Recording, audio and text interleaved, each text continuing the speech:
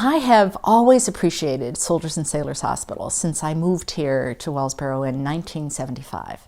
In fact, it was one of the reasons that we chose to live in this community. And my appreciation, just a few months ago, went to a life-saving level of appreciation.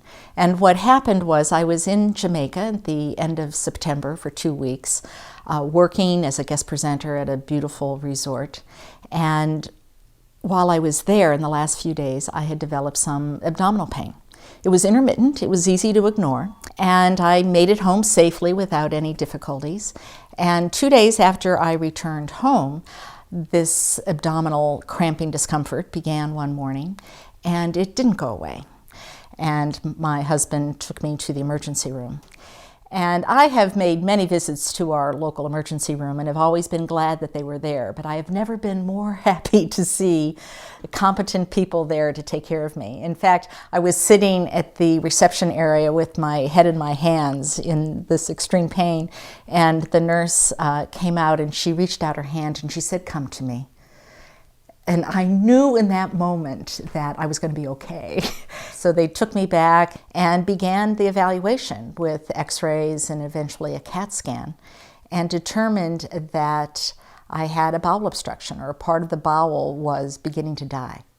So I was taken to the operating room from the emergency room very swiftly.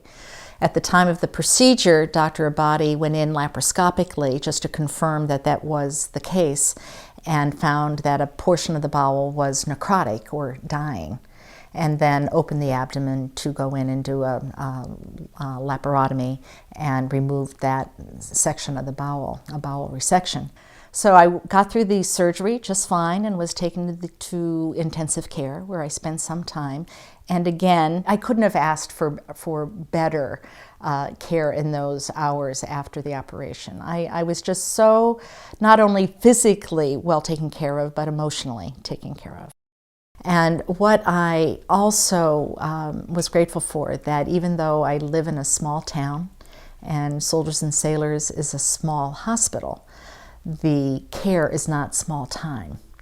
That without the technology that they had there with the CAT scan, particularly to diagnose what was happening, I might not be here now. So I'm very grateful.